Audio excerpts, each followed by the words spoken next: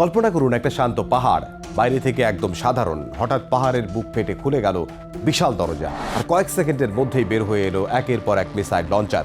এটা কোনো সিনেমা নয়, এটাই বাস্তব। ইরানের গোপন মিসাইল সিটি, একটা আন্ডারগ্রাউন্ড সামরিক সাম্রাজ্য, যেখানে মাটির শত শত মিটার নিচে লুকিয়ে আছে হাজার হাজার মিসাইল। এবং সবচেয়ে অবাক করা বিষয়, ইউনাইটেড স্টেটস আর ইসরায়েল দুদেশই এখনো পুরোপুরি ধ্বংস করতে পারেনি এই নেটওয়ার্ক, বরং তারা নাস্তানা বোধ হয়েছে। যুদ্ধ প্রযুক্তির আজকের পর্বে জানবো ইরানের সেই মিসাইল সিটি নিয়ে।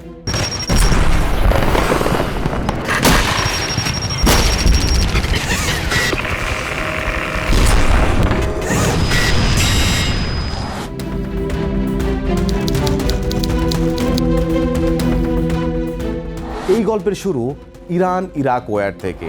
তখন ইরান খুব কঠিন একটা শিক্ষা পায়। ওপেন সামরিক ঘাঁটি, সহজ টার্গেট, তাই তারা সিদ্ধান্ত নেয় সবকিছু মাটির নিচে নিয়ে যাবে।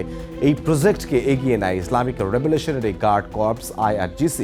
2000 সালের পর থেকে দ্রুত গড়ে উঠতে থাকে এই আন্ডারগ্রাউন্ড মিসাইল নেটওয়ার্ক।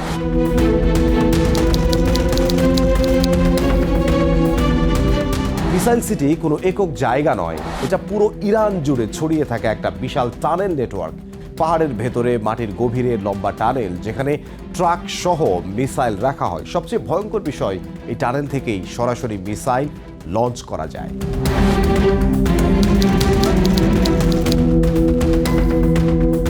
ইরানের এই সিটিগুলোতে রাখা হয় আধুনিক ব্যালিস্টিক মিসাইল, যেমন সিজ্জির, ইমাদ, গাদর, খেইবার শেকানের মতো মিসাইল। এগুলোর অনেকগুলোই প্রিসিশন গাইডেড, মানে নির্দিষ্ট টার্গেটে খুব নির্ভুলভাবে আঘাত করতে সক্ষম।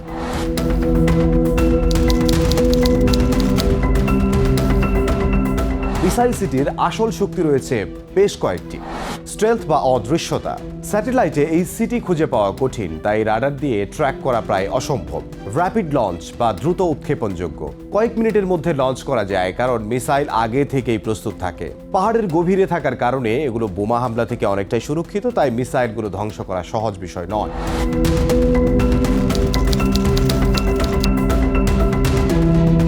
মিসাইল সিটির কিছু কৌশলগত সুবিধা রয়েছে।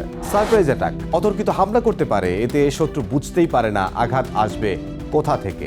সেকেন্ড স্ট্রাইক ক্যাপাবিলিটি, প্রথম হামলার পরও পাল্টা আঘাত দিতে পারে, তাই শত্রুর জন্য এটা বিপজ্জনক। ডেটারেন্স বা প্রতিরোধের ক্ষমতা, এটির ডেটারেন্স বা প্রতিরোধের ক্ষমতা রয়েছে, তাই ইরানকে সরাসরি আক্রমণ করা সহজ নয়। তবে এর দুর্বলতাও রয়েছে, সবকিছুই নিখুঁত নয়।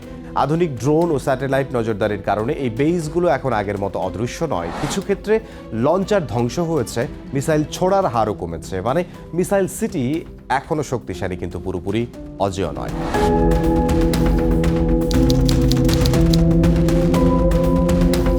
অফিসিয়াল কোনো সংখ্যা নেই, তবে বিশ্লেষকদের মতে এই পুরো নেটওয়ার্ক তৈরি করতে খরচ হয়েছে $1 মিলিয়ন বেশি। কারণ এটা কোনো একক বেস না, পুরো দেশের নিচে ছড়িয়ে থাকা একটি বিশাল সামরিক অবকাঠামো।